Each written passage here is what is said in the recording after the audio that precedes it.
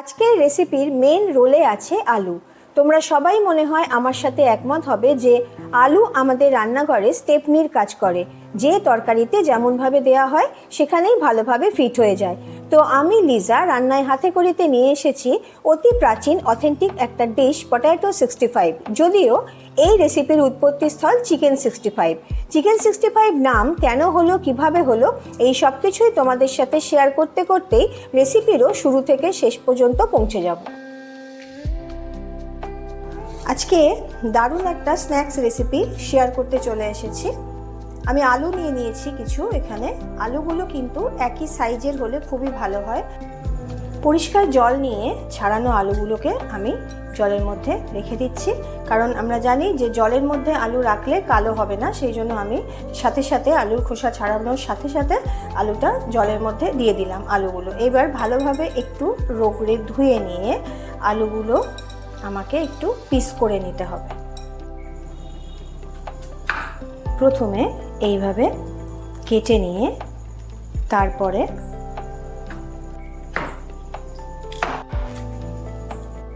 আলুর পিসগুলো এরম হবে।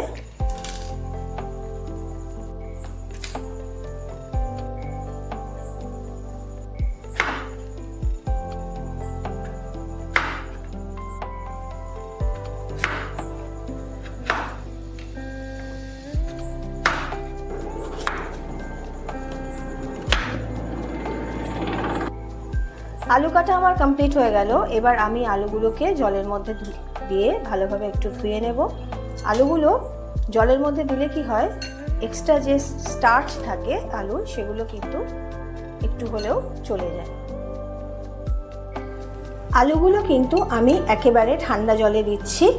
গরম জলে আলু দিলে কি হয়, আলুর মধ্যে যে স্টার্চটা থাকে সেই স্টার্চটা বাইরে থেকে শক্ত হয়ে গেলে কিন্তু আলু সেদ্ধ হয় না। যার জন্য আমি কিন্তু এগুলো পুরো ঠান্ডা জলে দিয়ে দিচ্ছি।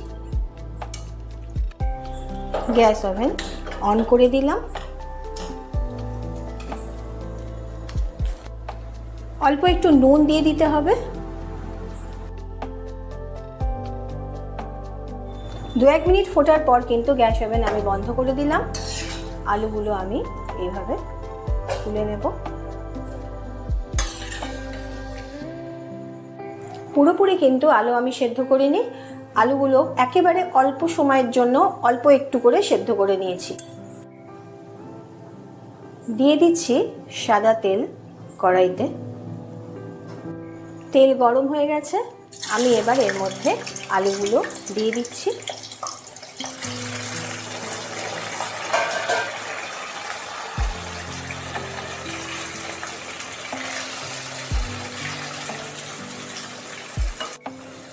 অল্প একটু নুন ছিটিয়ে দিলাম যাতে আলুগুলো আরেকটু নরম হয়ে যায়। এই পটেটো 65-এর উৎপত্তিস্থল কিন্তু চিকেন 65। একটু ঝাল আর স্পাইসি ডিশ চিকেন 65-এর গল্প কিন্তু বেশ ঘটনাবহুল। কেউ কেউ বলে 1965-এ হয়েছিল এই মাংস রান্না, তাই এটা নাকি চিকেন 65। কেউ বলে আবার 65 জন ব্যাটালিয়ান মিলে এই চিকেন রান্না করেছিল, তাই এর নাম চিকেন 65। আবার কোথাও বলে চিকেন নাকি 65 পিস করে কাটা হয়েছিল। অনেকের মতে আবার চিকেন রান্নার সময় 65টা লঙ্কা ব্যবহার করা হয়েছিল বলে এর নাম চিকেন 65। অনেকে বলে এটা হায়দ্রাবাদের ডিশ, আবার কেউ কেউ বলে সাউথ ইন্ডিয়ান। ভাজা হয়ে গেছে। এবার আমি আলুগুলোকে তুলে ফেলবো। চিকেন 65 তো আমরা খাই, কিন্তু আলু বলো পনির বলো সব কিছুরই তো হয়। তো লাস্টে আলুর 65 আজকে হচ্ছে। একই রকম পদ্ধতি সব কিছুরই আছে, ক্যাপসিকাম দিয়ে আছে, পনির দিয়ে আছে, তো কেন আলু দিয়ে হবে না? তো সেই জন্যই আলু দিয়ে 65 তোমাদেরকে আজকে আমি দেখাচ্ছি। তেলের মধ্যে হালকা করে ফ্রাই করে আলুগুলোকে একটু ঠান্ডা হতে দিলাম। দিয়ে দিচ্ছি চালের গুঁড়ো। টেবিল চামচের 4 চামচ মতো দিচ্ছি চালের গুঁড়ো। ক্রিস্পি ক্রাঞ্চি করতে গেলে কিন্তু চালের গুঁড়োটা আমাকে দিতে লাগবে। দিয়ে দিচ্ছি 2 চামচ মতো বেসন। আর দিয়ে দিচ্ছি অ্যারারুট 2 চামচ মতো। দিয়ে দিচ্ছি লবণ পরিমাণ মতো। চিনি দিয়ে দিচ্ছি স্বাদ মতো। অল্প একটু চিনি কিন্তু রান্নার স্বাদকে খুবই বাড়িয়ে দেয়। বেসন, চালের গুঁড়ো আর অ্যারারুট এই তিনটেকে ভালোভাবে মিশিয়ে নিতে হবে। চা চামচের 1 চামচ দিয়ে দিলাম রসুন বাটা, চা চামচের 1 চামচ দিলাম আদা বাটা, দিয়ে দিচ্ছি মরিচ গুঁড়ো, দিয়ে দিচ্ছি অল্প একটু গরম মশলা, লঙ্কা গুঁড়ো দিচ্ছি, লাল লঙ্কার গুঁড়ো, আর দিচ্ছি কাশ্মীরি লঙ্কার গুঁড়ো একটু বেশি পরিমাণে, দিয়ে দিচ্ছি টক দই অল্প পরিমাণে। ভালোভাবে এগুলোকে মিশিয়ে নিয়ে একটা ঘন ব্যাটার তৈরি করতে হবে। অল্প একটু জল দিতে হবে।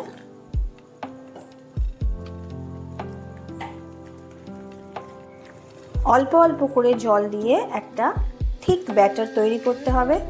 একেবারেই পাতলা হয়ে গেলে কিন্তু চলবে না। কালারটা যাতে আরেকটু গাঢ় হয় তার জন্য দিয়ে দিচ্ছি হলুদ।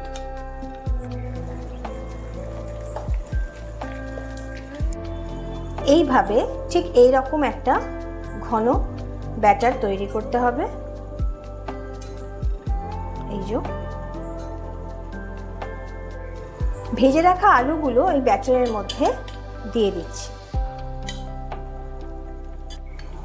একটু মেখে নিতে হবে, ভালোভাবে মাখিয়ে নিতে হবে। আলুগুলো যাতে এর গায়েতে চলে আসে, ব্যাটারটা যাতে আলুর গায়েতে ভালোভাবে লেগে যায়। আলু ব্যাটারের সাথে ভালোভাবে মিশিয়ে নিয়ে 20 মিনিট আমি এইভাবে রেখে দিলাম। কড়াই তেল গরম হয়ে গেছে। এবার আমি ম্যারিনেট করা আলুগুলো একটা একটা করে তেলের মধ্যে দিয়ে দেব।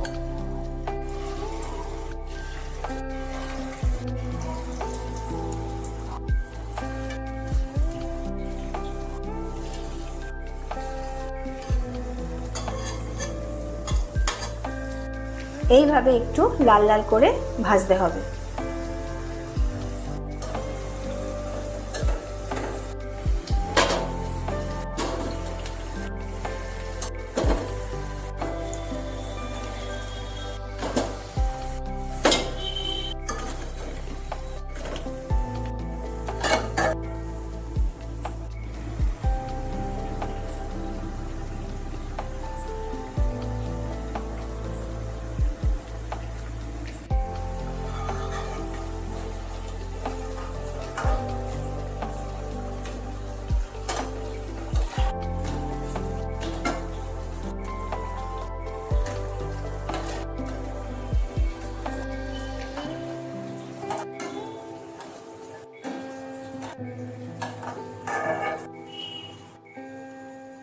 ভাজার পর যে তেলটা ছিল সেই তেল থেকে একটু তুলে রেখে অল্প করে একটু তেল দিয়ে নিয়েছি। এবার দিয়ে দিচ্ছি পাকা লঙ্কা, এইভাবে কেটে নিয়েছি, দিয়ে দিলাম। আমি এখানে 2টো পাকা লঙ্কা দিয়েছি। তোমরা যারা ঝাল খেতে অভ্যস্ত তারা একটু বেশি দিয়ে নিও তোমাদের টেস্ট অনুযায়ী। দিয়ে দিলাম কাঁচা লঙ্কা 3টে, আর দিচ্ছি রসুন কুচি, দিয়ে দিচ্ছি আদা কুচি,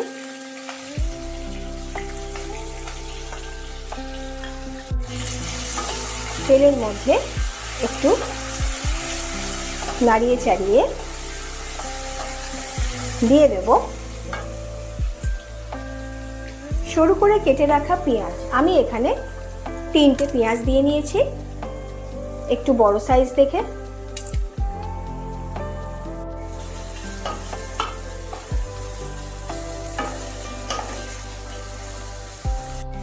সর্ষে ফোড়নটা একটু আগে দিয়ে নিতে হবে। আমি যেহেতু একটু মিস করে গেছি সেই জন্য এখনই দিয়ে দিলাম।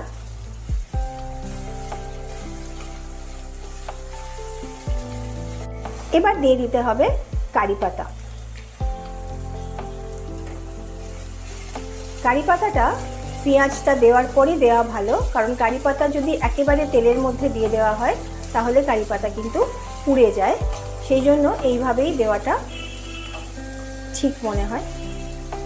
দিয়ে দিতে হবে একটু মরিচ গুঁড়ো, যেহেতু এটা একটু ঝাল ঝাল, সেহেতু লঙ্কার ব্যবহার, মরিচের ব্যবহার বেশ কয়েকবার আছে।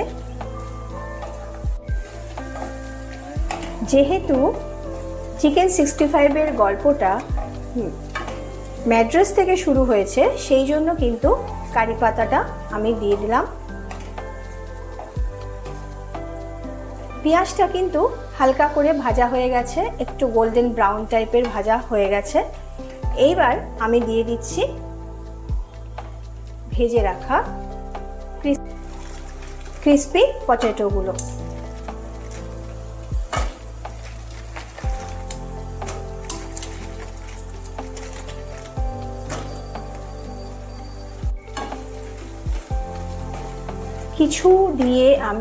কিছু ক্রিস্পি পটেটো দিয়ে আমি একটু নাড়াচাড়া করে বাকি যে ব্যাটারটা ছিল আমি এর মধ্যে ঢেলে দিলাম।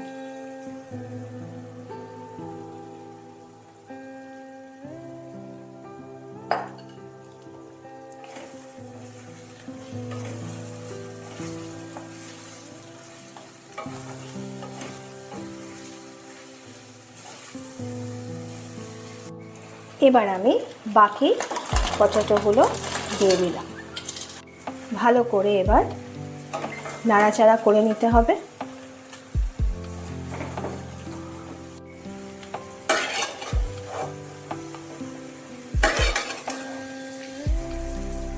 আমি এখানে আর কিন্তু লাল লঙ্কার গুঁড়ো ব্যবহার করিনি, তোমাদের যদি মনে হয় তোমরা তাহলে ব্যবহার করো। এইভাবে আজকে আমার রেডি হয়ে গেল পটেটো 65। তোমরা খেয়ে কিন্তু অবশ্যই কমেন্ট বক্সে জানাতে ভুলো না কীরকমভাবে খেলে, কীরকম উপভোগ করলে। আর যারা নতুন এসছো তাদের তো বলেই দিয়েছি, তোমরাও কিন্তু খেয়ে অবশ্যই আমাকে কমেন্ট বক্সে জানিও, সাথে লাইক শেয়ার করে দিও।